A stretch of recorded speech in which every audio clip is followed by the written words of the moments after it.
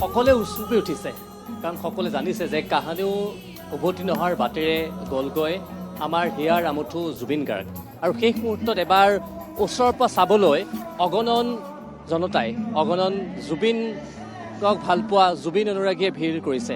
এই কথাত ক'বলৈ গ'লে জনসমুদ্ৰত পৰিণত হৈছে সৰুসজাই ষ্টেডিয়াম। আমি পৰিৱেশটো এবাৰ দেখুৱাবলৈ যত্ন কৰিম। অজস্ৰজন এনেদৰে গুণমুগ্ধই ভিৰ কৰিছে।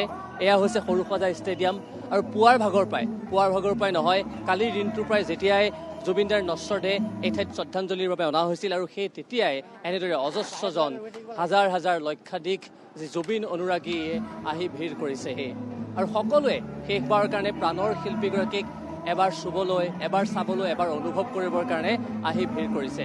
আমি দেখুৱাইছোঁ ইতিমধ্যে সামগ্ৰিক দৃশ্যাংশ পুৱাৰ ভাগৰ পৰাই পোনপটীয়া সম্প্ৰচাৰ যোগে জুবিনৰ গান বাজি আছে।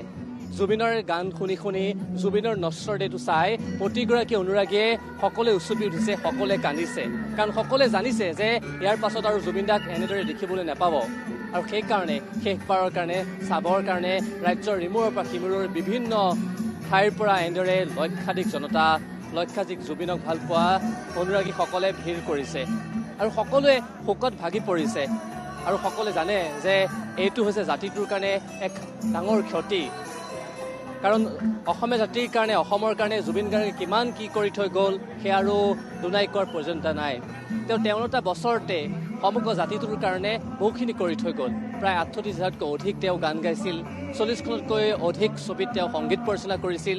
তাৰোপৰি অসমীয়া ভাষাত গীত গোৱাৰ উপৰিও তেওঁ হিন্দী, বঙালী, নেপালী বা আন জনগোষ্ঠীয় যিসমূহ ভাষাত সেই প্ৰতিটো ভাষাতে তেওঁ গীত গাইছিল আৰু তেওঁ প্ৰতিগৰাকী মানুহক ভাল পাইছিল। কোনো জাতি ধৰ্ম নিৰ্বিশেষে প্ৰতি জনগোষ্ঠীৰ প্ৰতি মানুহকে ভাল পাইছিল আৰু সেয়াই কাৰণেই জাতি ধৰ্ম নিৰ্বিশেষে এনেদৰে অজস্ৰজন এনেদৰে জুবিনক ভাল পোৱা অনুৰাগী ওলাই আহিছে। মই তেওঁলোকৰ কাষলৈ যাম, কথা পাতিবলৈ চেষ্টা কৰিম। ইতিমধ্যে সকলোৱে পুৱাৰ ভাগৰ প্ৰায় ঘণ্টাৰ পিছত ঘণ্টা অপেক্ষা কৰি জুবিনক চাই পেলাই জুবিনক এনেদৰে তেখেতসকলে শেষবাৰৰ কাৰণে চাই সকলো উভতি আহিছে। মই তেওঁলোকৰ কথা পাতিবলৈ চেষ্টা কৰিম। মই দাদাৰ কাষলৈ আহিছোঁ। সকলো আজি উচুপি উঠিছে। প্ৰাণৰ শিল্পীগৰাকী আমাৰ মাজত নাই আৰু বিভিন্ন ঠাইৰ পৰা লোকসকল আহি ইয়াত ভিৰ কৰিছে। আপুনি হয়তো পুৱাৰ ভাগতে আহিছিলে, কি ক'ব বিচাৰিব? মই আচলতে শিৱসাগৰৰ পৰা আহিছিলোঁ। ৰাতিপুৱা 6 মান বজাত পালোহি। তেতিয়াৰ পৰা ইয়াত লানিত যোগ হৈ কেনে এতিয়া দৰ্শন কৰিবলৈ সুবিধা পালোঁ। তেওঁলৈ এখন গামোচা আনিছিলোঁ মই, তো এখন দিলোঁ। আকৌ আৰু এখন মোক তেওঁলোকে দি পঠিয়ালে আৰু এখন গামোচা মই গোটেই ওৰে জীৱন সযত্নে ৰাখিব লাগিব। এখন সাঁচি ৰাখিম। এখন জুবিন দাৰ ওচৰৰ পৰা আহিছে। এখন মই দিছোঁ য'ত মই মন যায় বুলি লিখি আনিছিলোঁ, তো এখন মোক তাৰ পৰা দিছে। এখন মই ওৰে জীৱন সাঁচি ৰাখিব লাগিব। এখন গামোচা জুবিন গাৰ্গলৈ অৰ্পণ কৰিছে আৰু এখন গামোচা লৈ আনিছে। ওৰেটো জীৱন লগত ৰাখিম বুলি তেওঁ প্ৰতিশ্ৰুতি দিছে। আৰু আছে অনুৰাগীসকল, মই তেওঁলোকৰ সৈতেও কথা পাতিবলৈ চেষ্টা কৰিম। মই আপোনাৰ কাষলৈ আহিছোঁ। আজিকালি প্ৰতিগৰাকী অসমীয়াই কান্দি উঠিছে, যাৰ গান শুনি আমাৰ শৈশৱ ডাঙৰ হৈছে, আমি যৌৱন গৈছে। আজি তেখেত আমাৰ মাজত নাই। গুৱাহাটী বৰাগাঁও। সকলোৱে আজি দুখ পাইছে। কিমান সময়ত আহিলে? জুবিনদাৰ সদায় গান শুনো। তেওঁ কৈছে জুবিনদাৰ সদায় গান শুনো। আৰু আছে অনুৰাগীসকল, মই তেওঁলোকৰ কাষলৈ যাবলৈ চেষ্টা কৰিম। বাইদেউৰ কাষলৈ আহিছোঁ। আজি সকলোৱে কান্দিছে, সকলোৱে জানিছে জুবিনদাৰো নাহে, ঘূৰি নহাৰ বাটেৰে তেওঁ গুচি গ'লগৈ। শেষবাৰৰ কাৰণে আপুনি চালেহি। ক'ৰ পৰা আহিছে বাইদেউ? মই ডাউনটাউনৰ পৰা আহিছোঁ। আচলতে খুবেই বেয়া লাগিছে কাৰণ আমি এইটো গম পাইছোঁ যে এতিয়া আৰু মাত মতা মানুহ নাই।